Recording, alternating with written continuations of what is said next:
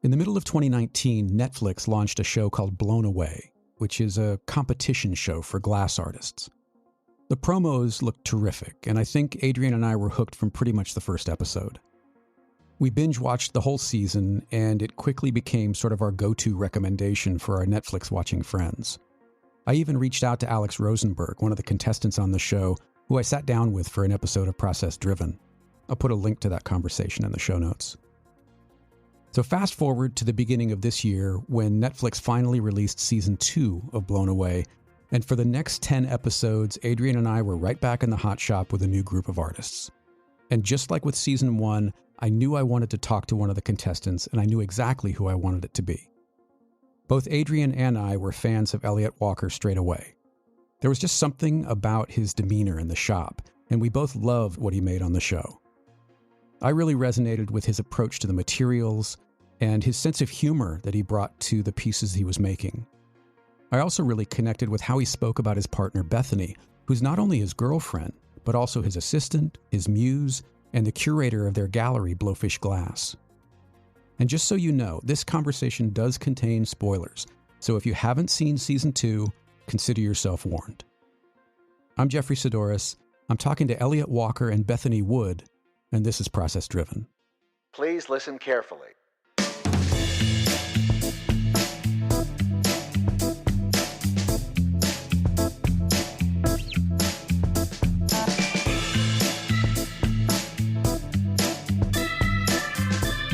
One of the things that I am so excited about in doing this sort of first one for you guys is we get to, if you're comfortable, we get to talk about your origin story. And both your origin stories in terms of glass and each other. So I guess if you don't mind, let's start with glass. Was there another medium that was sort of a gateway medium to glass, or have you each always been really focused on working in glass? Why don't you, because I don't actually know if you worked with anything before.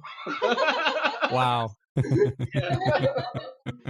Okay, well, I never knew what I wanted to do. I knew that I was always going to be an artist. I was trying to be a dancer, but I wasn't. I was sort of, everybody always used to tell me, no, stick to drawing, stick to painting. So I pursued that.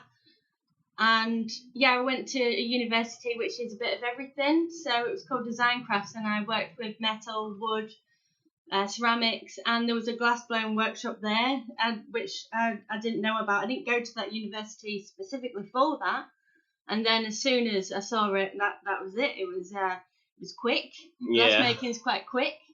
It's for the impatient, really. It is for the impatient, yeah. I mean, not quick in regards to picking it up, because it's quite difficult and technical, but in regards to if you want in a finished piece and in like one sitting, in one sitting, I think that's the thing that appeals to most of us, really. I mean, a lot of our university courses are ridiculous blends of literally everything. You know, gone are the days when there's like a specific material-based course that you can go and do, you know, and it's good in a way because people going in get to pick. Exactly. They get to do everything, really, you know. Who knows what they want to do if they haven't tried it, so that's why I think it's good that they're open. Yeah, so they are very, like, blended, and then you just stumble into it, I think. I mean, for me, I was sort of painting and drawing and all that, but I was more into like the sciences. So when I did my first degree, it was in something completely different, and then I picked up glass in flat form, like stained glass and leading and cutting and enameling first before I went into the furnace side of it. But I didn't want to do hot glass, like Beth saying she saw the hot glass and got into it straight away. Fire, craziness, madness. I was the opposite. I didn't want to have anything to do with it the first time I saw it. Why do you think it is? Was it a technical limitation, or was it you didn't appreciate the aesthetics at the time? What was it that kind of kept you away? It was more the process, you know. The process is still the bit that I find that, you know, if there was another way around it, I would be on it like a shot. The process for me is just, it's so risky, and it's so, like, it can be like so chaotic. It doesn't appeal to me in my like base nature, right? But the finished the finished article. There's no other way of getting it like that. There's no other way you can actually achieve what you can achieve in glass other than the furnace work of it. But I was interested in like lost wax sculpture, things with longer processes. But then, as it turned out, they just didn't suit me really. Those long processes, I didn't have the patience for them. Right. Yeah, and I understand what you're saying about sort of I got very anxious when and I think I told you this last time we talked, when I was watching you without any gloves sawing a glass avocado in half, going, oh yeah, my God, yeah. this could go so wrong so easily. Oh, it's so satisfying opening the fruits, isn't it? Yeah, it's satisfying. That I really enjoy that bit. But I mean, the thing is, it's like when people have said about watching the show and then being on the edge of their seats. I mean, you imagine it feels like that every day. Right. So it does get quite like it wears on you, like if you do it for too long. I love the adrenaline of it, especially when we're making like extra large work. That's my favorite stuff to do. Yeah, and it's nice to have someone in the studio who's egging you on to do that. So otherwise, I'd be like, no, we'll just go bigger. Don't stop now.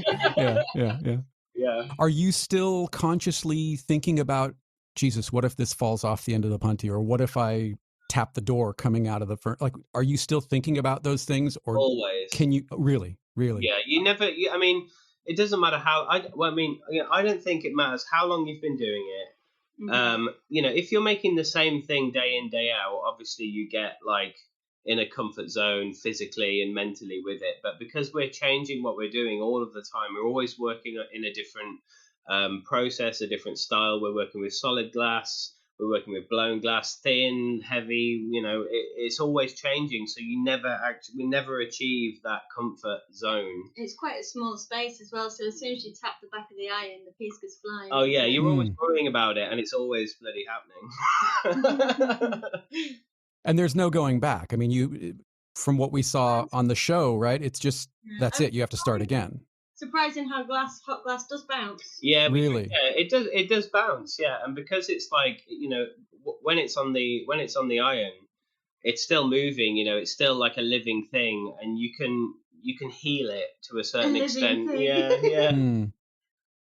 Well, I told Alex this. I was surprised in watching season 1. I had no idea how physical working with glass is, and how much physical work in terms of pulling, stretching, swinging, just the effort that goes into making these pieces. And I think I would imagine anyway that a lot of people are kind of shocked at that if they're coming in unfamiliar with the process. Is that your experience?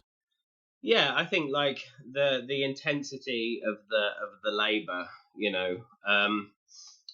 it is extreme, and the fact that you can't take a break when you're making something. I think in a lot of ways that's why it's taking such a long time for the material to be really used as like a proper art material, a proper sculpture material, because you don't have that reflective time, that all artists need when you're working on something. Right. You're creating pieces often in minutes. Yeah, minutes, few hours. I think the longest we've spent on something is probably about. I've spent 7 hours on a piece in a team of 3. Wow. Then with that one with James. The big tall. Yeah. That one, Oh yeah, that one. That was about 6 hours, wasn't it? Yeah.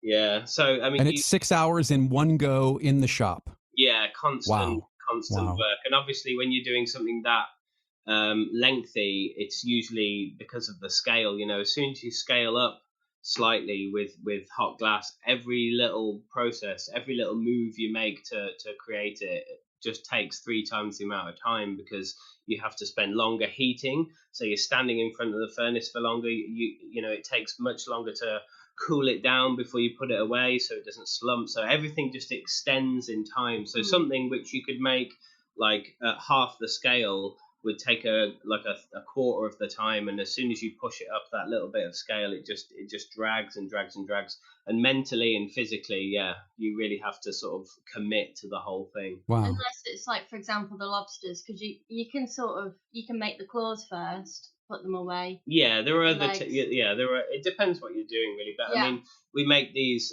for some of my still life work. We make these full size lobsters with the legs and the claws, and everything's made in components. So we spend the day creating all of the little legs and the top half of it, and then the tail, and that's all kept in stasis, and then you put it all together right at the last minute, and that's when the risk goes up. Yeah. Wow. You're adding all of these different elements, and the first few just ended up on the floor, and that's like 6 hours of work just gone like that, because they don't bounce either. Yeah, lobsters don't bounce. Right. Lobsters don't bounce. No. We went to the pub instead. Yeah, didn't we? Yeah. That was one of the things, another thing about the show that I really wanted to see was the assembly process between the annealer and showing the work.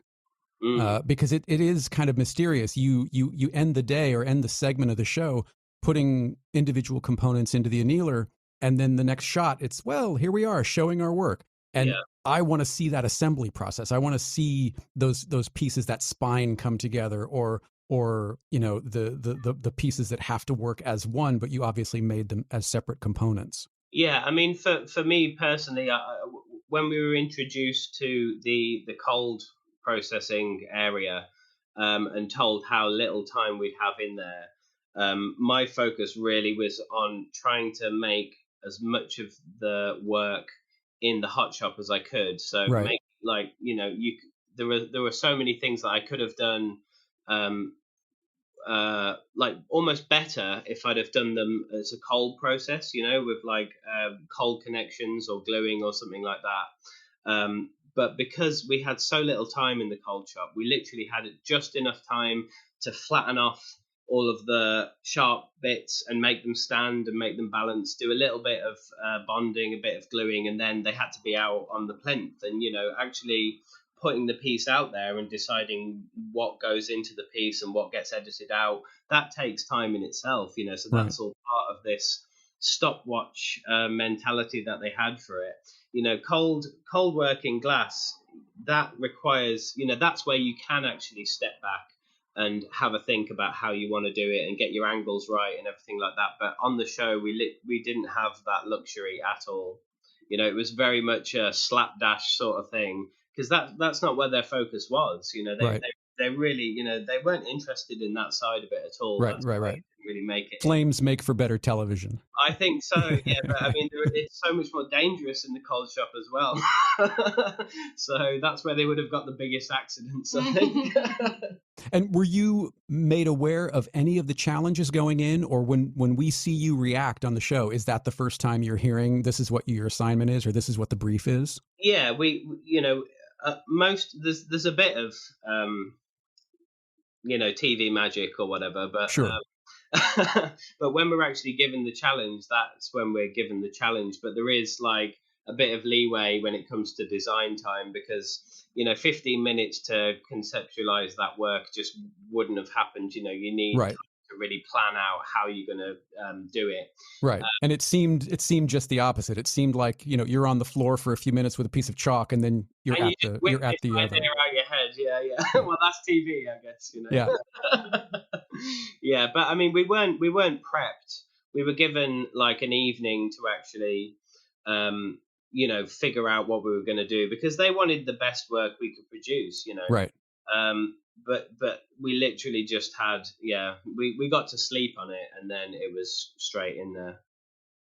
It just seemed like an enormous amount of work compressed into a very short period of time. Yeah, it really was. You know, there's no getting away from that. It's not the way that you really work.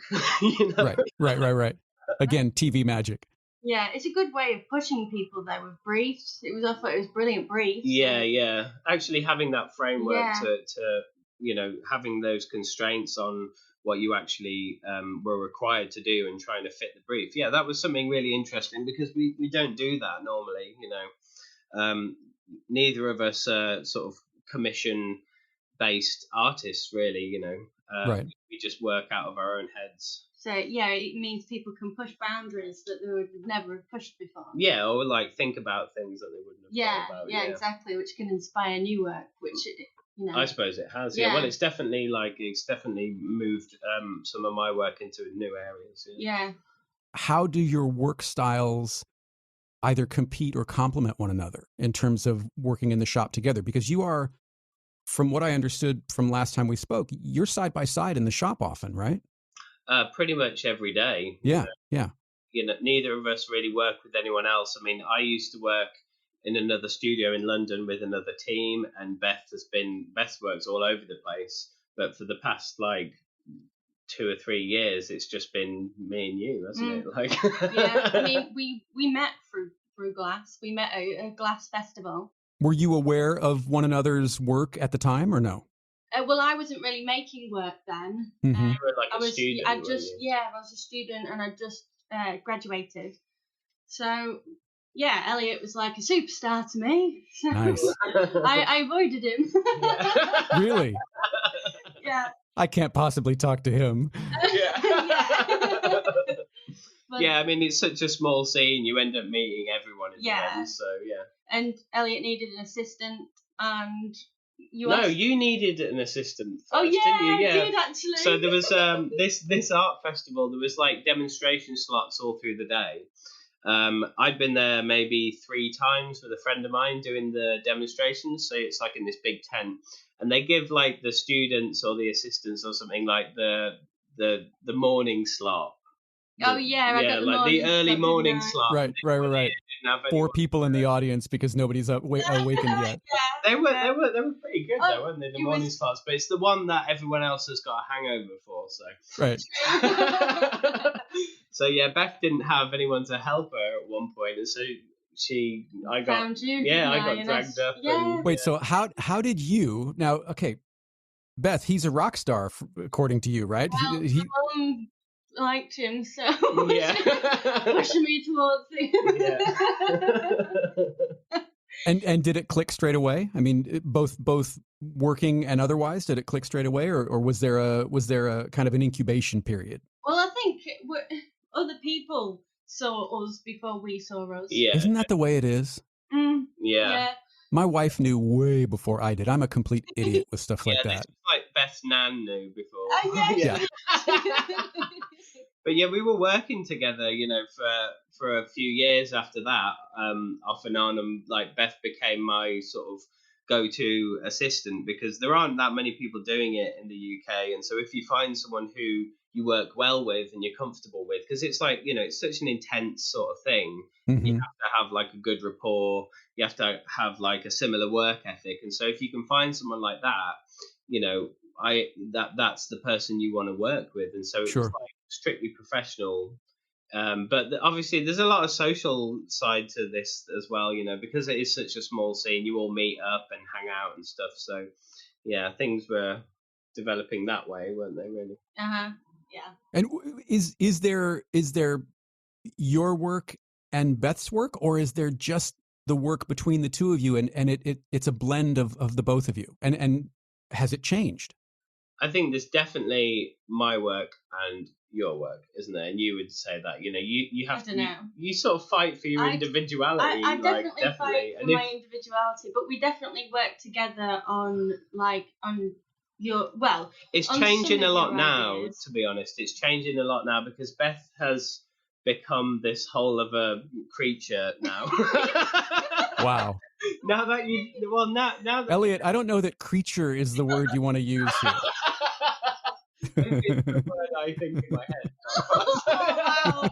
No, but turning from the independent artist, the designer, and then suddenly becoming Beth's a gallery owner now. Maybe not physical, but it's an online platform that is doing everything, and when you sort of got that idea in the first place, you started really sort of understanding what people would want to see, and you weren't a dictator about it, but Beth has had a few ideas of how I can develop certain parts of my work and certain parts of my style, and hasn't been shy about saying this is what we should do, and every idea you've come up with it in that respect has been such a goer straight away. So yeah, I guess I can now commission you for stuff for the gallery, and I can be more involved in the ideas as well as the helping. But you've always had like amazing ideas constantly, and yeah, so we're never short of ideas between us, and I think we help each other with how, because sometimes you need an extra pair of eyes on what you're doing. Sure. Yeah, sure. Because we're such such a closed group, people don't really do that for each other, and neither of us have got anyone who will openly critique what we're doing other than each other, really, Mm-hmm. So I think we definitely do that. We did a collaboration once, didn't we? Yeah, we've collaborated before. Yeah. But then I found that because Elliot's name was more well known than mine, a lot of people was just addressing it to be his work. So I said, you hated that, yeah. Never doing a collaboration again. Yeah. Yeah, but although I think that we might try again. I think we should at some point. Yeah. Beth, do you enjoy the curation part of it as much as the making part? Does that scratch kind of a different creative itch, but still really satisfying? It sounds like it is. I absolutely love getting in the bench and doing my work. I get to do it about once a month. Because obviously assisting Elliot, as much as I love it, it's not me being creative. It's not me expressing myself. Sure. So yeah, doing my own work and working on my colour schemes is like a real release for me, and it's but then the being the boss and being the gallery being side and everything like that, well, what happened was basically me being Elliot's assistant, it would mean if he was going to go off to go do something, I'd be out of work, so I had to find a way of being able to take care of myself, and that's why I set up the website, which was originally for courses. And then it developed from there, didn't it? Because I needed to be, I couldn't just depend on your wage, because if Elliot's paying me, if anything happens, we're both screwed, aren't we? Yeah. Yeah, so I've set up this on my own, and it's your thing. Well, it's our thing, isn't it? But yeah, it's just developed over time, very quickly. Yeah, not very long at all. No. Yeah, I was going to say, it seems to be ramping up pretty quickly. Yeah, which is fantastic. How does the increased notoriety change your approach? Are you more concerned about getting more pieces out? Are you saying, look, they get out when they get out, and there's a waiting list, or what? Like, how do you? Well, we've learned a lot of lessons actually from releasing the spilt milk and the. Yeah, we released two limited editions from the show work. The spilt milk piece is such a terrific piece. Yeah, that was my favorite. That really was, and so we'd made one of each version. We did 2 iterations, and we made one of each, and then thought, well, we'll keep these special and we'll limit them to 8, and then really wasn't expecting them all to go so quickly. And so we've learned now that you literally do have to make every single edition before you even launch it, because otherwise you've got like a few months. You're playing catch up for a few months. Yeah, and it's the stress of that, to be honest, because I until now, I've made a piece and then I've sent it out to a gallery, and then you wait for it to sell, and that's been my way of doing it. It's the normal way of doing it. It's sort of really quite comfortable. Whereas when you're making something which someone's already bought, it changes the mentality of it quite a bit. Not in a negative way, because obviously it's really great that someone has connected with the work, but it just changes how you feel about the process as well. It's like you don't lose the excitement, but there's something different about it. I don't know what it is. It's really hard to explain because it's something that's only just really happened. Right. Yeah, you're still processing what it all means, I would imagine. Yeah. And I'm already getting massive itchy feet to start this completely random experimental work that I want to sort of pursue in the next couple of years, but I'm not allowed. I'm not allowed to do that. You got to talk to the boss, man. I could do that whenever I wanted, but now I can't. So. The objects, though, are so great. Like just the corn on the cob is a fantastic piece. I love that one. Yeah. It's so it doesn't even look like glass. It looks like you've managed to catch a snapshot of liquid. Well, of course, I guess that's what glass is, right? That is sort of what it is. Yeah. Yeah.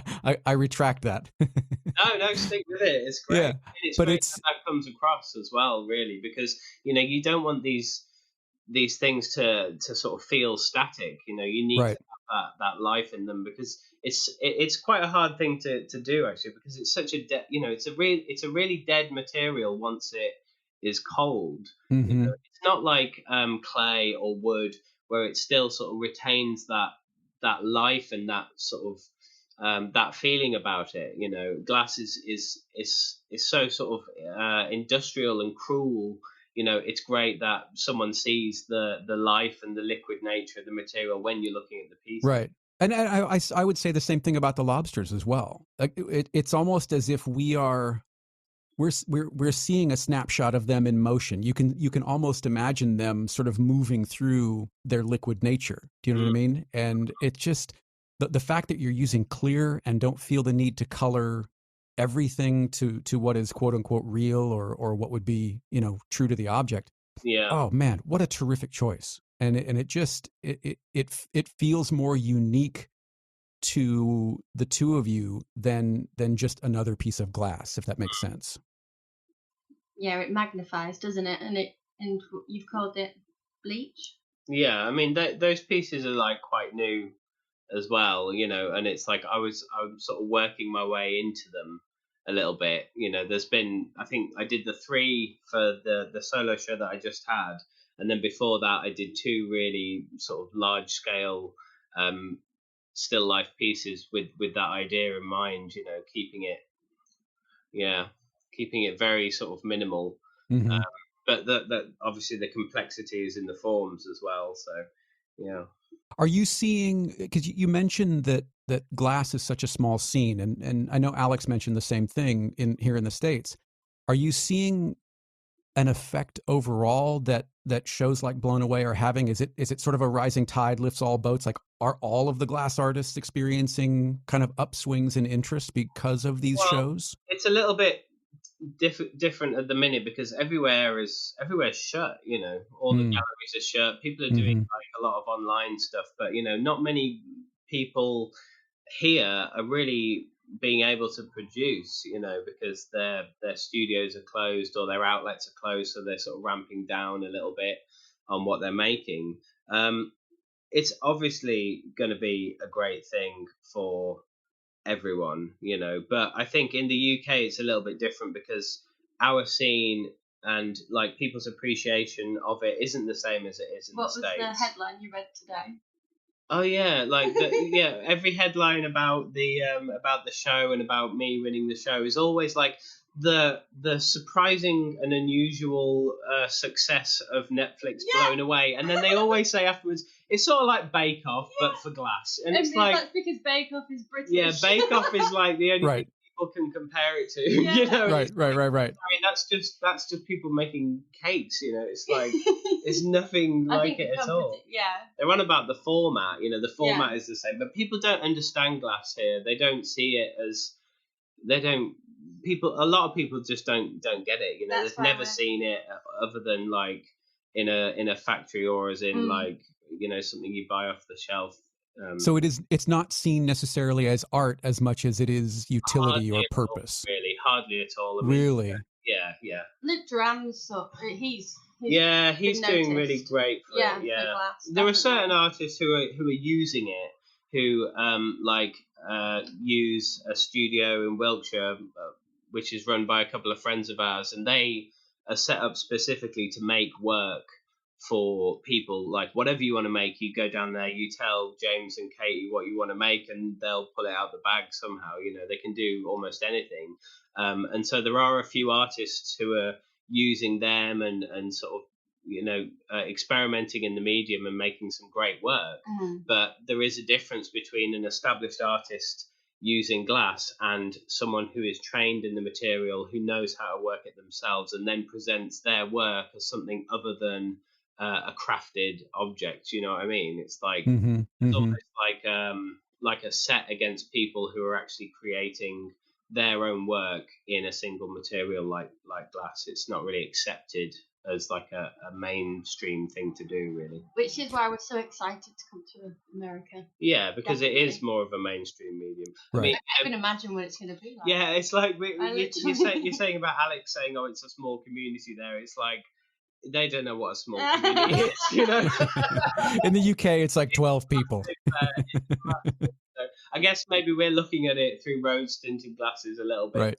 You know, I'm sure it's a struggle for everyone, but the amount of people they have there, you know, even that's where all the kit is produced. You know, they can go and buy like a set of tools they need from a shop where you can walk in and buy it. We try and buy it online from one of our suppliers, and they're like, "Oh, we haven't sold one of those in about 12 years, so we don't stock them anymore." You know? Wow.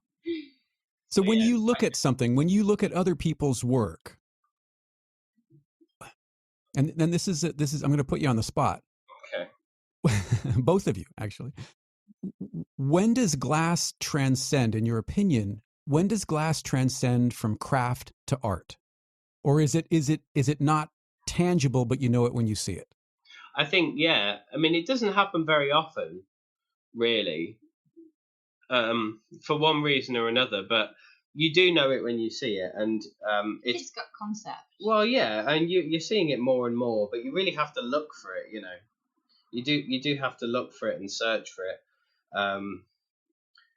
But yeah, I think if you can mass produce something, then it sort of takes it away from being glass art, doesn't it? Well, I don't know, makes it because more you as use like the a word factory. glass art, and it's like I don't really, you know, it's like I don't see the need for that category. You know, glass art. Is it glass art, or is it art, or is it art made of glass? It's like it's the same debate and the same argument again and again and again. And I think, you know, to the individual artist, it doesn't really matter. The categories don't really matter as much as they do to other people. Do you know what I mean? Although a lot of artists try and, you know, aim for a certain category.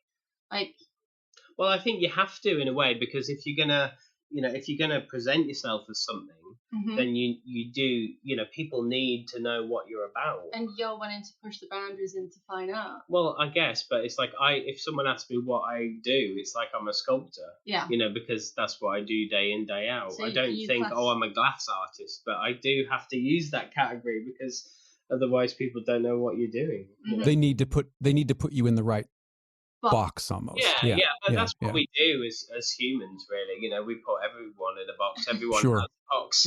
You know, you either own your box or you find a new one to live in. You know. So was there a specific moment for each of you when you made a piece and stood back and looked at it and went, "Yep, that's art. I'm onto something here. I've transcended something, and this is something new." Well, you should. Elliot hates it when I'm making in the hot shop because everything I'm doing like, oh my god, look at that, that's gone so well. Yeah, Beth loves her own work. Yeah. I don't love my work. I'm just so happy that when it's going right. And Elliot's like, by the end of the day, it's like, oh no, shush. Yeah. Whereas you always hate all your own work, but you actually really liked your strawberry, didn't you? Yeah, I mean, I sort of feel like each time I do something new, I feel like I've got a little bit closer to what I actually want to be doing. But then by the time I've done it, you know, I've already like, I can already see the flaws, you know, not in the making or anything, but it's like I'm working towards something, and I'm always working towards something. We do both get attached to our own, like, particular pieces. Yeah, you get emotionally attached to particular pieces. Because I sold one of your pieces recently and you was really annoyed because you didn't want to let it go. Yeah. But I guess that... You didn't want to sell it. No, well, you you said know, I could. agreed to because I didn't think it would, but... Yeah. Okay, so Elliot, what's the lesson here? Yeah. Don't show Beth your favourite pieces. Yeah. I'll sell them all. Yeah, just hide Only everything. at the moment. When you're looking at your work, each of you, do you see the technical flaws first, or do you see the aesthetic or the artistic flaws? What sticks out more for you? I think like artistic flaws isn't quite the thing that I sort of see personally. It's like I can see where I'm trying to go with something always, and then but there's so many different ways you can get like an idea across, and I think in terms of like conceptual art and contemporary sculpture, there's a weird boundary there where if you go too far into one area, your aesthetic has to change massively. If I wanted to become a conceptual artist, but I still want to actually use the material to the best of my ability, it doesn't really marry up very well. You see what I mean? Because you have to sacrifice, I'd have to sacrifice concept in terms of if I wanted to make something with real sort of visual value. I'd have to either fit it into a concept, like trying to get like a square peg in a round hole, really. Sure. Sure. There's a difficulty always with getting that balance, and that's what I'm learning. That's what I'm always learning. And with no teacher, you sort of have to judge it yourself, and the artist is always the harshest critic, really. I don't know about you, like. Well, my work's not very technical. Well, so, it is, Well, but not. I mean, it's more. It's expressive. Effort. Yeah. It takes a lot of time and preparing, especially with the colours. But it's more. Yeah, it's more expressive. Expressive, yeah. So, yeah. I sort of let the glass do what it wants to do. It's not me controlling it. It's sort of me letting the glass control itself. Is there one type of work that seems to be more accepted within sort of the realm of glass-based art? Is the more literal work more accepted, or is the more conceptual work more accepted? I don't know. It depends who you ask, really. I mean, people have very, very strong opinions on what. I mean, like Chris on Blown Away, he was very opinionated about what people should be doing and how they should be presenting themselves, and he was quite like open with that with me, right. And I think the thing that he didn't really appreciate is that like he's a tutor, he's a professor, he's a teacher, and so everyone can benefit from that over the years. If you're taught, you need to be taught over years, not just like in one sitting. I've never actually had someone to guide me through this sort of thing, so I'm learning off the cuff all of the time, because I've had no one to teach me. I'd have loved a teacher like Chris, someone who had that sort of mindset and looking at the material in the in the field of the visual arts in general, and in conceptual art, and but I've never had that, so I'm trying to figure it out as I go along. And the only role models you really have, unless you're like working in that scene constantly, are the people you find on the internet. And so you end up like emulating not their style, but the way you present yourself and the things you sort of aim for a little bit. Sure. Do you is there a feeling that because you didn't have somebody like Chris that you're somehow at a disadvantage? I mean, it doesn't seem like that, but is there a thought process there that questions that? I think I can see the disadvantages straight away. I think. Can you? Yeah, I can, because I mean, people, they see artists and stuff as like it's a vocation, but then why have art education facilities and universities teaching artists? Why do all the great artists come out of these institutions? It's because it is a vocation in a way, because it's something you want to do. It's a passion you want to follow, but you need to be taught how to think and present yourself and actually work like an artist and work like the sort of artist you want to be. It's like it doesn't just come naturally. Well, really. No, well, yeah, but technically it doesn't come naturally. No, I think mentally either. I think you need to be taught in a lot of ways how to think, or the different ways of thinking about your work and thinking about the world and thinking about how you marry those two things up. I think that anyway. Well, a lot of your work's been inspired by psychology, so that's what you was taught. So that's what you. Yeah, you have to draw on what you've got already. Mm-hmm. You do have to draw on what you've already got, but it's definitely like people who have been taught. They know that not even like the lingo, but they know, they can see what you're trying to do and if you're doing it well or not, whereas other people might not be able to. They'll just accept what you're doing. I don't know if following the rules is the right, No. following, because that's sort of following rules, isn't it? It's like I never turned up to my tutorial sessions because my tutor would tell me what's right and wrong. Yeah. That's a bad teacher, though. I mean, I guess in some places they would need to tick certain boxes, so that may be why they tell you if it was right or wrong. I don't know. So I just never turned up and did my own thing. Yeah. Yeah. I think there's a value in the end, like, to being guided. Yeah. You know, you don't always have to agree with everything. And I think, you know, but even that, it's like, you know, not having a tutor means you don't have anyone to argue with about, so you can't expand your ideas, and you can't expand your way of thinking without having someone who has the opposite opinion, who's going to argue with you about it. Right. You're not put into a position of having to defend your choices. Exactly. Yeah, that's it. You know, and you don't have to defend yourself if all you're doing is whatever you want to do and trying to make a living. You know, you can just get on with it, you know. But if you want to take that next step, it's really tricky. But it sounds like you do that with each other. It sounds like there's yeah, and I think we're very lucky in that. Yeah. Sometimes I turn around to Elliot and be like, well, what about those grapes that you made? What do I say about your grapes? Well, yeah, the worst things I've ever made. Yeah. But that's just because you don't appreciate how great they are.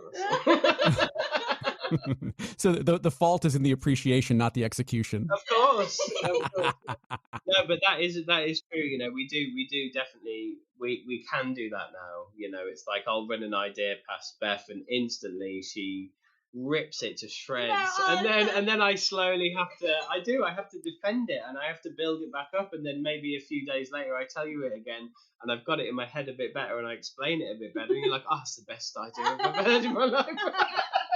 So same idea as it was a week ago, but okay. Yeah. Rip it to shreds. I remember the first time I ripped something like this to shreds. It took me ages to get over that. That was the knife to the table, wasn't it? Yeah. Oh. Yeah. I thought it was too conceptual. Yeah. Wait, you thought it was you, the conceptual artist, thought it was too conceptual. Yeah. I know. It was too much of a jump, though. It was, yeah. It's like, why don't you just like make some more fruit or something? You know what you do? Yeah. I'm not always horrible, by the way. No, not always. Go back a few minutes. Where does the psychology fit into it? Where do you see that background informing or leading the work, or does it? I think it will do, you know. It will do, but it's not like an obvious thing at the minute. I've tried to do it a few times, you know, with very specific pieces which haven't really got out and about or anything like that. But that's like, you know, it's a long-term thing, and I'm always trying to think of the next step and figure out how, because, you know, I studied that for so long, and I was so into it, and I had such, like, you know, a strong sense of it and a strong opinion about it, that it needs to be in there somewhere, and I'm sure it will be, you know. But it sounds like maybe it's not on a per piece level, but it's more looking at the total body of work. Seeing those things kind of creep in. Yeah, I think that's more the way it'll be, until I sort of get it pinned down. So does that mean you're going to go more conceptual towards Beth's side of the fence? I don't know. I mean, I try and do everything quite naturally, and one piece is a natural progression from the previous work. You know, it's like you can't just suddenly change everything. You know, your whole outlook on it, because, you know, I have other things influencing my work all the time. You know, and I think to just drop everything and think, right, I'm going to turn everything into about psychological concepts or something. It just wouldn't work, because you have to go through that journey with yourself, and with the work that you're making, until you arrive at something that feels right. And I'm getting closer, you know. Every time I do a show, or I make a new body of work, I'm getting closer, and I'm quite excited about it all. The next stage for me is always the stage. It's always the thing I'm really aiming for, and then I do it, and then I go on to something else. You're like, right, that's done then. Yeah. Yeah. Yeah, it's just fun, isn't it? You do it for yourself, really. Yeah. Rather than anybody else. I mean, it's great that a lot of people are looking in now. So we've got to Yeah, get that's on it. been quite interesting as well. It's like suddenly people are like looking at my work, and I've had a few people writing stuff about it, and what people see in what I'm doing isn't necessarily my intention, but I really like that, the fact that even though it is like representative art, people can see other levels and other layers in what I'm doing that maybe I didn't deliberately put there or consciously put there. You know what I mean? It's like, it's great to have other people's interpretation on what you're doing. Yeah.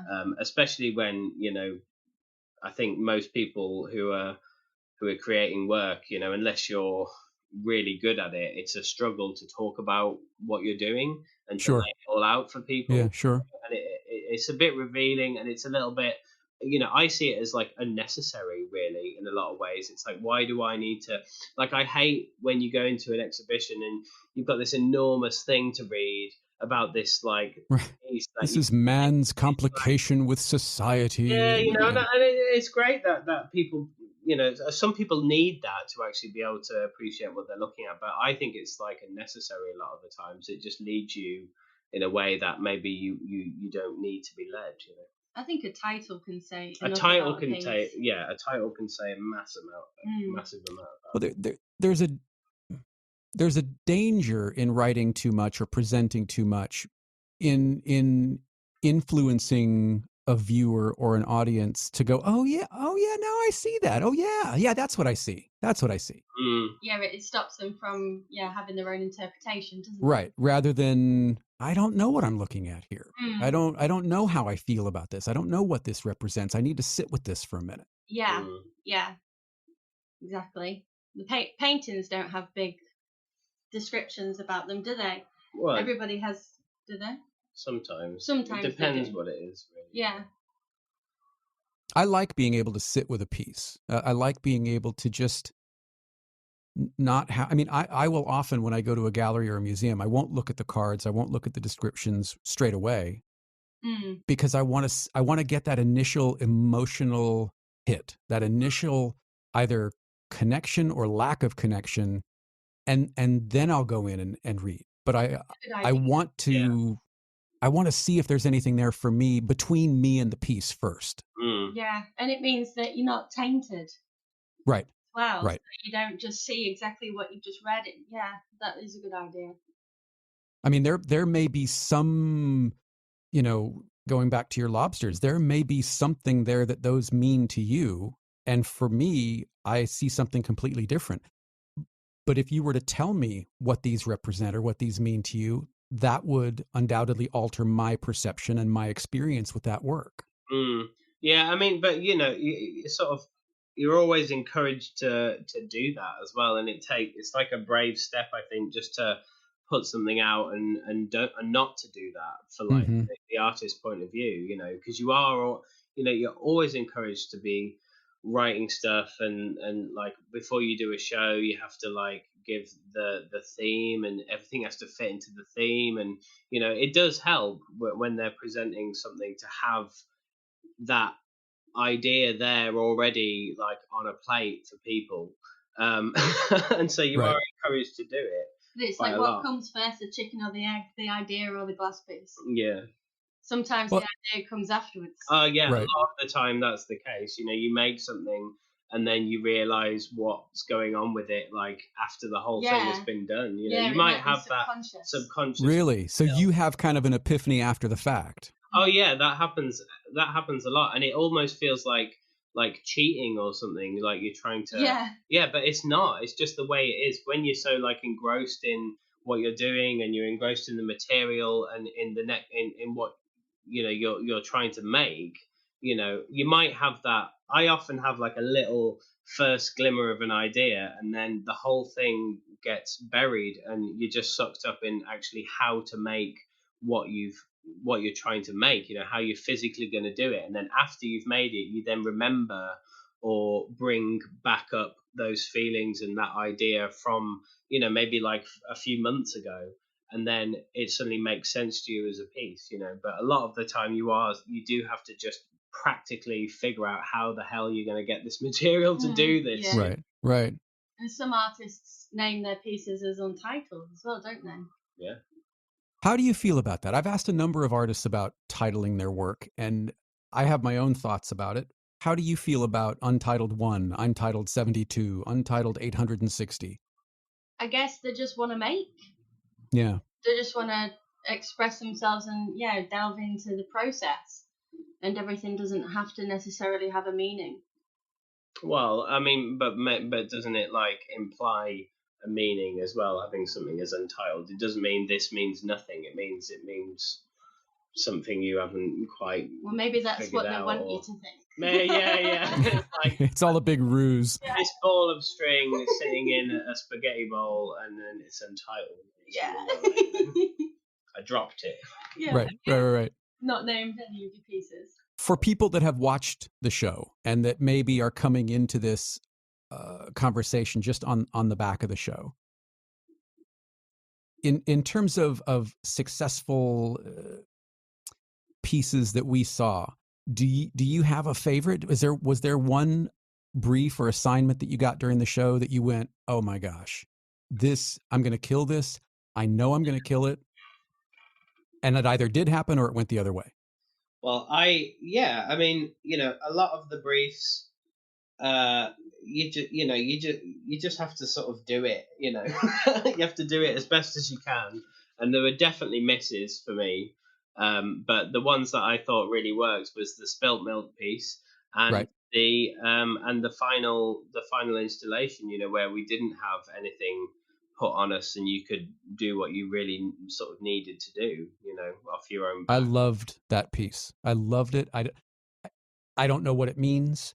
I don't know if I'll ever know what it means to me, but just as a piece to view, I would love to walk into an entryway of my house and have something like that, to just walk by every day and go, oh, this is so great. I don't know why I love this, but I do love it. I mean, a lot of the sort of rationale behind the works was very, very glazed over in the edit. Right. They weren't. We didn't get a lot from you about what it was. There really wasn't, and I think a lot of that was to do with like the narrative that they were going for. Where I think it sort of started or really like found its place with the spilt milk thing, because they wanted that piece to seem like very shallow and very offhand. And I said so much about that piece. I was dead excited about it. And it was just sort of treated like, oh, well, just get over it, guys, Which I thought was really funny. And then at the end, they sort of suggested that, oh, yeah, I'm starting to think outside the box and doing something with a bit more depth or something. So what did it mean? Well, it was about a lot of things, really, that one. But, yeah. So there was definitely like a sort of bias against putting across my rationale behind a lot of the work, but those two were my favorites, really. Yeah, and you would think that, again, as something like glass is not a hugely familiar medium to audiences, right? I mean, it's not as an artistic material. I wouldn't think that it's as ubiquitous as painting or no, of course, something like that. So doesn't it seem a little, I don't know, maybe short-sighted is not the word, but it seems odd that they wouldn't allow you to provide some context to educate us as viewers of what's going on behind the scenes? Well, the nice thing that's happened afterwards is a lot of people have got in touch with me and said how much they saw in the work, in that piece and in the first piece that I did. People have actually got in touch and expressed like that they noticed that wasn't put in, which is way more important to me, that people have felt the need to actually tell me that. And it is great, it's really supportive of what I was trying to do. And it's nothing against the production company. They were doing what they needed to do to make the storyline. And to be honest, I think they had such a great mix of people Yeah. on this season. They had people with all the different perspectives that you get. They had people who were, vessel makers who were proud of that, and that's what they were doing. They had people who were on the fence about it. They had people like me who were, sort of sculpting, and they had Chris who was doing his mad thing as well. So it's like, I think they did have his mad thing. Well, yeah. And what was the thing that we talked about last time? The French push. The French. Is that what that's called? Pull. French pull. Sorry, French pull. Oh, that thing. That was nuts. That's an industrial sheet glass making technique brought down into a studio scale to like cellophane wrap a piece of iceberg for a piece of sculpture. It was a brilliant thing to do. It was nuts. It was one of my favorite pieces of the season. Yeah, mine too. And you know what else I really loved? And I don't know how it's been received for you. The candle. I love the candle. Yeah. Yeah, that was, I don't know about that one. I thought it was fun. It's really cool. I mean, what I like about it is you can change. Yeah, help me out, Beth. Back me up on this. Everyone can have a flame which is like, it's personal to them. Like, we were thinking about doing dichroic flames. Yeah, she's already got the next lot of them. Well, I was thinking, I mean, we could do like courses where people could come and make their own candles. So why did you like it? What was it? I think it reminded me. I wanted to be an animator when I was a kid, like a Disney animator. Yeah. And it reminded me of something out of like a 1940s Disney film, when things weren't as realistic as they are now. We didn't have CG. We didn't have, everything sort of lit perfectly and modeled perfectly and rendered perfectly. Right. There was some character to it, and it felt whimsical in spite of a very sort of, everybody was very serious about the competition. And I love that you went, nope, I'm going to do this, and it's going to be fun, and I'm doing my thing. That's it. I'm going to do my thing, and it's going to be fun. And I think that's what I connected to about it.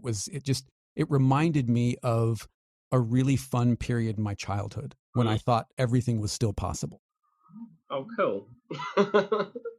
Yeah, I think I found a bit of my humor in some of the work, really, which is something that I haven't done before. But I was really enjoying the whole process, so your mindset's in a different place than it is normally. Right. You're completely in something different. The whole experience was so wildly stressful, but also like such great fun, because I was hanging out with these people who I'd never met before, but I had so much in common with, and just like messing around with them in the off camera time and everything. It was great. So I was really enjoying it as well. And I think that sort of came through quite a bit. Yeah, I think it came through. I mean, there wasn't a lot, or didn't seem to be anyway, a lot of animosity between everyone. There was competition, but it felt like a healthy competition. It didn't feel like, people were helping one another and, making sure everybody was okay. And sometimes on competitive shows or reality shows, that's not what happens. You kind of go the other way. And maybe that's one of the reasons to bring it back to the beginning, that people compared it to Bake Off. Everybody's so nice to one another on Bake Off. Are they? Well, I haven't actually seen it. Ever? Wait, don't you get kicked out of the UK for not watching that? You'd think, wouldn't you? Yeah. But I've never... Paul Hollywood comes to your door. Yeah. I think it must have that sort of comforting, nice being in your nan's sort of kitchen feel to it. Right. I've never watched it. I've got no idea what happens on it. All I know is about soggy bottoms, because I think that's just such a great phrase. We are big fans of the Bake Off. Okay. I want to pause here for just a moment to say, if you haven't seen the second season of Blown Away, there's a pretty big spoiler coming up right after this. The season came out in January, which means that fans of season 1 have probably already watched season 2. those of you who haven't yet seen season 2, consider this your spoiler warning. All right? Now back to the conversation. You know, you will go on, because you won Pittsburgh as well as the whole thing. So wait, can we say you won the whole thing? Yeah, it's been long enough, right? Everybody knows, right? Yeah. Okay, well, for the 6 people who haven't watched the whole season, I'm sorry. Sorry, yeah. But Very cross about that. yeah. Your lawyer will be in touch. You know, you're going to get to come to the U.S. on the back of this. I don't know if they're happening at the same time, right? Because you've got a couple things going on here. Yeah, I don't think anyone knows yet really exactly when it's going to be. I mean, we're trying to, you know, it's just so difficult to plan anything, and we've got so much to plan, you know, but it's impossible, really. You know, we're trying to do it this year, in the autumn, hopefully. But yeah. You know, who knows? That's what I'd hope for. And yeah, it's going to be mental because I've never been to the States at all, let alone to work, you know, and to go straight from being here to being in like Corning and places like Pittsburgh. It's just, you know, you can't get any better than that. Right. And it doesn't seem that it's been wasted on you. It seems like you are genuinely happy and excited and grateful for the opportunity, which is really terrific to see. I mean, I'm terrified about it, really. Are you really? Yeah, because I you know, neither of them are very long, and you know, it's so hard because someone says to you, "Oh, come to this place to do what you're doing. It's like the best place in the world to come and do it. Come for a short amount of time, and then you have to think about what you're going to do there." You know, it's like to make it worthwhile, to make it worth them giving me the chance to do it. I've got to be the best I can be, you know, and I have that time in which to be the best I can be, and it's a lot to ask. It's more to ask really than it is to follow a brief and, you know, have like a 6-hour session being filmed. It's more important and it's harder than that really. So yeah, I'm scared about it, but I'm looking forward to it in a way that I haven't looked forward to anything. You know, you like being watched. I like being watched. Yeah, I do. You know, I think the fact that you can go into an auditorium like that and do it in front of that many people and have that level of engagement, that bit I love. You know, I miss that being in our studio where it's like closed doors. You know, yeah, and that's the other reason why I'm not in a massive rush to be there next month, because no one will be there. It'll all be right. Yeah, it's still all closed down. I can't do it when I can't have it be like that. You know, I really need people to be there and to be able to make the most of it and do that sort of engagement and interaction. Yeah. Would you prefer to do both gigs at the same time on the same trip, or would you prefer to come on 2 different occasions? They asked me that. Well, I had my meeting with the Corning people the other day, and they said, "Oh, we've reached out to Pittsburgh, and you know, we're thinking about maybe trying to organise them together." And I just said, "Look, I can't. I couldn't mentally cope with that. It's got to be separate for me." You know, right. I'll need to treat them as 2 different things, you know, and really focus on each one individually. And if they're both like one after the other, it's going to be, you know, one of them is going to suffer because of like how drained I'll be after it. Sure. So yeah, I'm looking forward to doing something different in both, you know, in both places. I'm excited for you, and I'm excited to see what happens to the work on the back of it. What happens where you each go on the back of seeing all of this other work and talking to all of these people and seeing the history, especially at Corning, seeing that history of what's come before you. That's it. I mean, you know, that there's nowhere, you know, that museum, you know, a museum here for glass is, well, first of all, there isn't one at the minute because it's all in storage and has been for the past like 5-6 years. Oh, really? Yeah.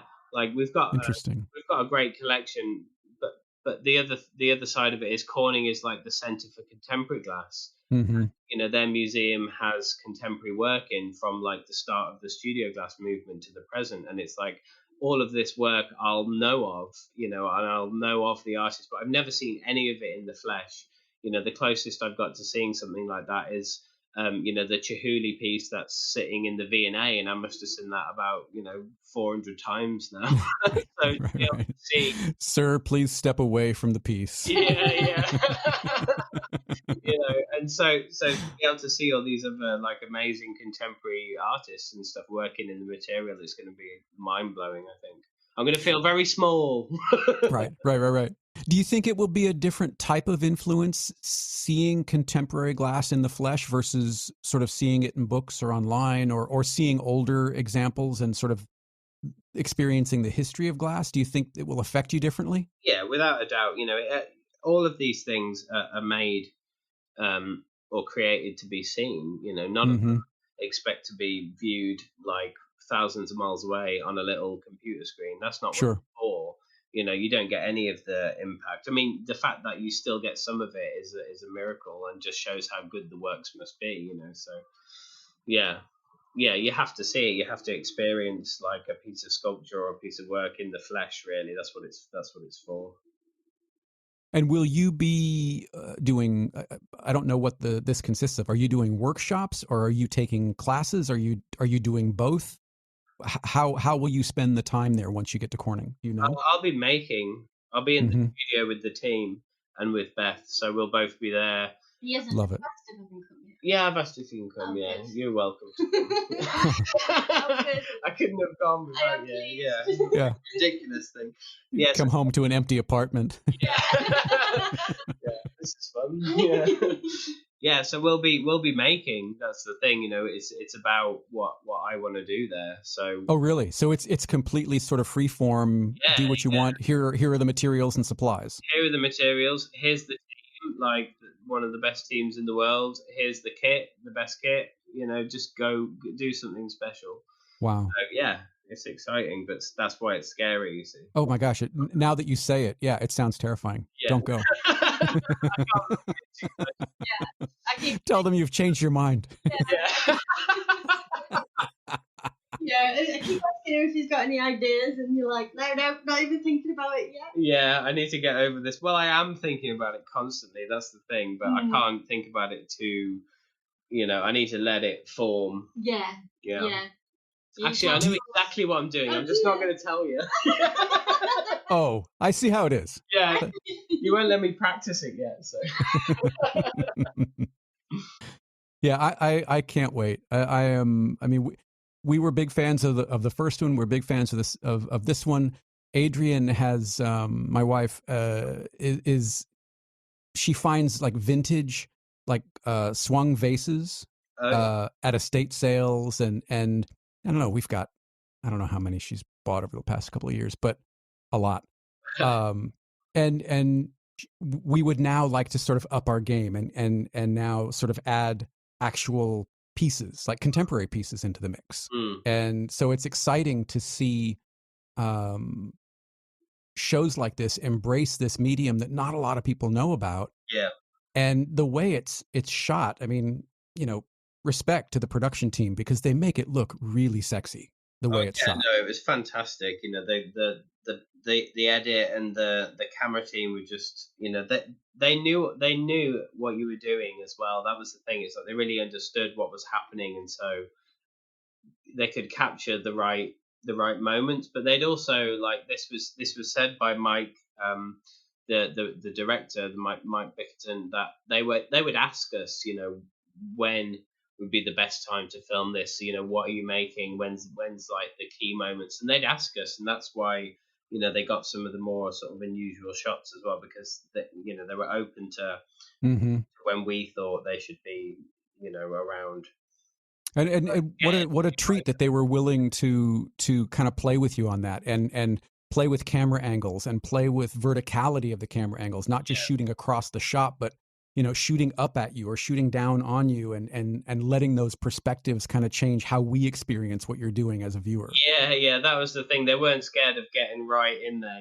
There were so many times where I thought, like, I'm literally just about to cut off a lump of molten glass, and there's a camera with like these sort of glare shields, which are like, it's like a bin or a bucket sitting right down where I'm going to cut this bit of glass off into, and they dodged just at the last minute when these things were like flying at them. They were so fearless, I liked it when you said they had a rucksack and the camera was over the top of the head, so they Yeah, were running yeah, around with it. yeah. All the cameras were on like cranes on the people who were doing the filming, and they were massive cameras, and they'd just be pegging it around the studio. As soon as like a shout or a little smashing noise, they'd be pegging it with these cameras, jumping over the cane, weaving in around people who were taking gathers. Absolutely fearless, you know. Yeah, well, it worked. I mean, I think it was, you know, again, something that we don't know a lot about from a process perspective as viewers. They did a terrific job into kind of letting us into that world as best as they could for a television show, I think. Yeah, yeah, and that was like the aim, you know, that was always put across to us as the aim. It's like it wasn't about, you know, it wasn't about making us competitive or getting in our way or causing us aggro or making us stressed. It was all about showing, you know, the beauty of the material and the process and stuff. So yeah, it was great attitude towards the whole thing, really. Did you watch the whole thing back? Have you been able to watch it all back, or do you not like to Well, sort of taint the experience? we watched it all in one sitting. Did you really? Oh my gosh. Yeah, well, it was against my better judgment because we were setting up for my show at Messam's Gallery in Wiltshire. We'd driven down there with work that we'd been making for a whole year, well, over a year. Wow. It was the evening we were doing the setup the next day, and I really didn't want to watch it because I couldn't cope with any more mental input. But we did watch it in the end, all in one sitting, and it was, yeah. I mean, it's a good thing that you can binge it all in one go, but it was quite a test. Did seeing it before your own show opening, like the day before, how did it affect how you saw that work, if at all? It didn't affect, but I mean, we'd both been like sitting with that work and making it for a year, so you know, it was just great to see it out of the studio. Really, I mean, there were two separate things, you know, that show and the show. It wasn't connected for me in any way because they'd been done sort of in separate periods of time. Do you know what I mean? It's like we weren't making the work for that show thinking this will be the show from away because we'd been planning it for about 2 years, you know. So it wasn't really connected for me mentally. It was just the strain of having to do these two separate things all in one go. Like so much was happening on that weekend. It was just bonkers, really. And are you able to even see a way forward to a new body of work, or are you so buried with interest and orders and that you can't even concentrate on it right now? Well, I can always see the next thing. You know, it's like I just need the time to actually experiment and figure out the practicalities of it. I mean, the ideas come so easily to both of us. Really, they're constant. But actually, physically figuring out, like I said before, you know, you have to forget the idea after a while, and then just figure out how you're physically um, gonna create what you need to create, you know, and that's the bit that I'm gonna struggle with actually getting the time to do that. But you know, we're working madly to finish everything. Right. Do you each keep notebooks of ideas, or do you have to sort of, are your sketches in glass as well? Like, can you do drawings and things, or do you just have to try it and see if it's going to work? A bit of both. I mean, I don't know. You sort of have the weirdest system for sketchbooks, don't you? Mine's from photography. Oh yeah. Yeah, so in landscapes and like urban culture and graffiti. So I take colours.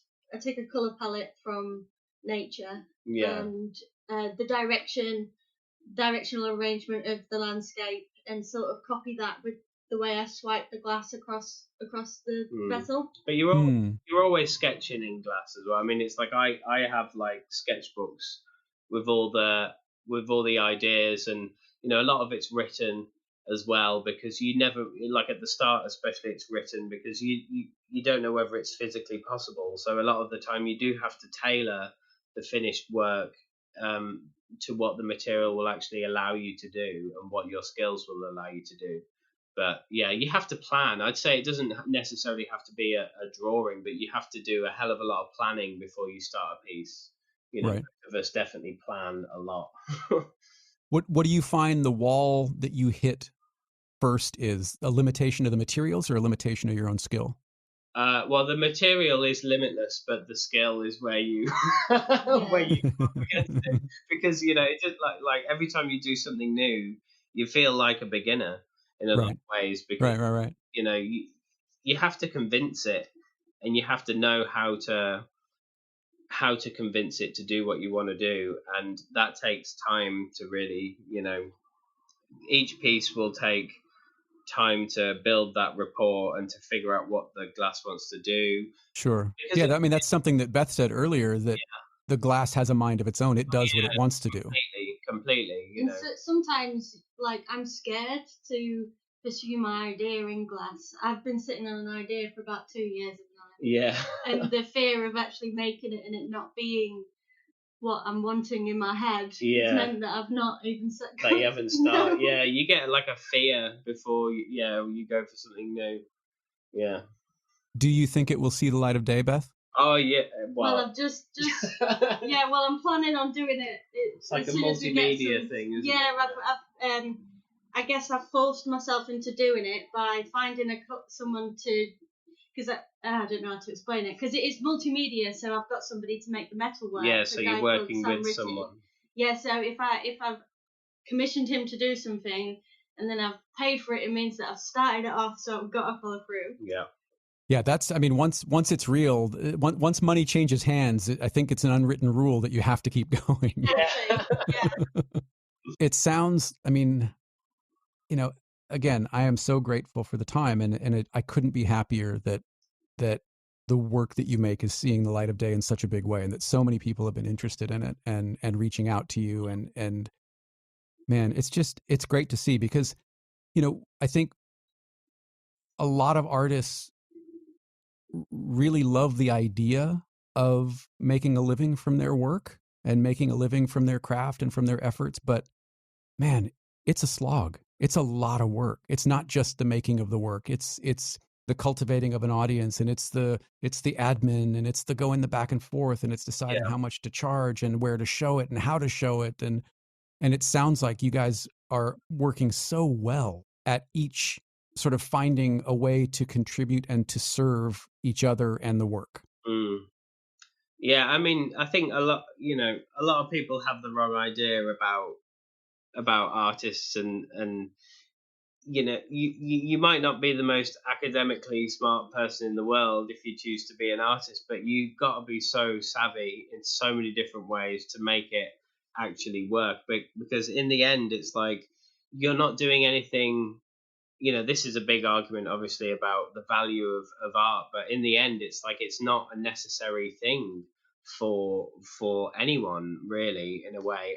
And I don't know. Well, it's more, isn't it though? Well, I mean, that is the argument. That is the argument. Do you really feel that? The way I see it is that it's necessary to me to do it, but and I'm so grateful that I'm able to do it. Do you know what I mean? And sure, to actually make it work, you've got to know exactly how to make it work and figure that out and be smart enough to make it happen.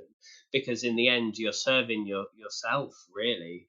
In a lot of ways, it's like, I'm only doing this because it's what I need to do, and I'm relying on the fact that other people will accept that and will support me through it. It's right. It's weird. But you just said something, and it was just a single word. You didn't say it was something you want to do. You said it was something that you need to do. Yeah. Well, and I think that's a big distinction, isn't it? Yeah. And it feels very selfish. It really does, it feels dead selfish to be. It's because you're enjoying it so much. Well, not always, Not always, but at the minute, it's a blast, Yeah. Yeah. Like, how dare you enjoy your job? Yeah. Right. If you were supposed to enjoy it, they wouldn't call it work. Yeah. Yeah. But it is hard, it's a hard thing to it's a hard thing to choose to do. And then to make it work is even harder, really, But what's the other side of it? I mean, if it's true, I mean, if what you're saying is true, and I take you at your word that this is something that you need to do, then without it, you become lost, don't you? Yeah, you get lost in it as well. you never feel like completely sort of secure in any sense of the way with it. It's something that you always feel that could be stripped from you. I think that's like a big fear for me. That's one day I won't be able to do it, and you'd lose so much. Well, I'd lose so much of my identity and the way I think about the world if I wasn't able to do this anymore. So that's why it's a necessity. Yeah, it's a necessity for me, and I know obviously, I know the value that art has, but especially in the UK, it's difficult to see it because, like, I mean, from like a government point of view, it's like the arts, especially recently, the arts is like the last thing on everybody's list, and it sort of beats you down and wears you down over a long period of time, knowing how little your chosen life and chosen occupation is valued by like the establishment in a lot of ways. Art education in the UK is absolutely abysmal unless you have the money to be able to send your kid to like a specialist school and then go to like one of the few universities that are actually doing good jobs anymore. It's like it's the elite thing, and to come from it from like a non-elite point of view, it's not something you're encouraged to do at all, really. Because it's just not. So I hear you, but may I offer something else on the back of that? I mean, something we talked about last time we talked. One of the things that you're doing is you are offering things that aren't $50,000 or millions of dollars or hundreds of. You're allowing people a point of entry into something beautiful that was crafted by hand from you, and they get to experience that joy of having this thing, this beautiful sort of object that may not exist for any other reason other than someone to look at it. And that's always like, that's important, I think. Yeah, it is, and it's always like the best thing when you have someone who says that to you, who actually has something that you've made, and we're doing everything at the minute. We're marketing the work, we're talking to the clients. I'm sitting there and packing every single piece myself with like love and attention. And it was funny because somebody messaged me saying, "Oh, your team did a great job." Yeah, your team did a fantastic job of packing. It's like, no, that was me. I did it. I did it with love. I made sure it was all perfect and like put it to this box and then like shed a tear when it went off. So yeah, right. It is lovely that people, that's the thing. But do you know what? That is the thing that I have never seen and never experienced before, because I only work through galleries, and the galleries, they have the clients, they deal with the clients. You're not encouraged really to like know too much about the clients because they're the gallery's clients. And so I never had that input from the people who had bought my work. Very rarely. I've had a few people who've got in touch with me, who've bought something from a gallery, in touch with me directly and said, wanted to speak to me. And so it's such a new thing for me to experience having that direct contact, or, filtered through Beth, but it couldn't be more direct than that, really, And it sounds like you're okay with it. It sounds like you like that more personal contact. It's so nice, and a lot of people have said, "Oh, I'm sure you're not managing your Instagram account anymore, so you might not read this." And then I respond to them. I'm trying to respond to everyone, and then we have like a little chat, a little back and forth.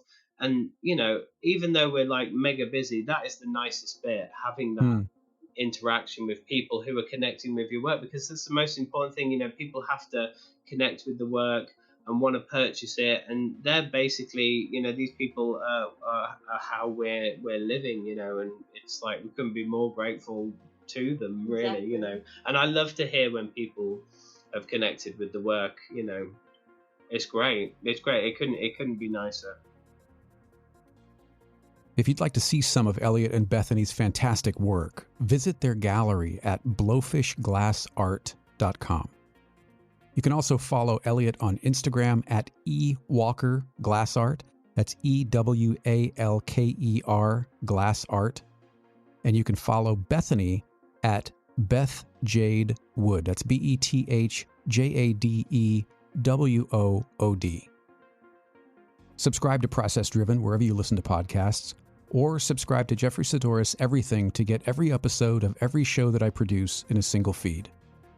You can connect with me on my website at jeffreysidoris.com. That's JEFFERYSADDORIS, or on Twitter and Instagram at Jeffrey Sidoris.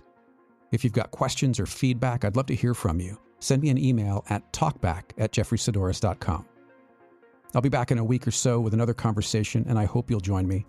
Until then, as always, thank you very much for being here. Thank you for your time, and I'll talk to you on the next one.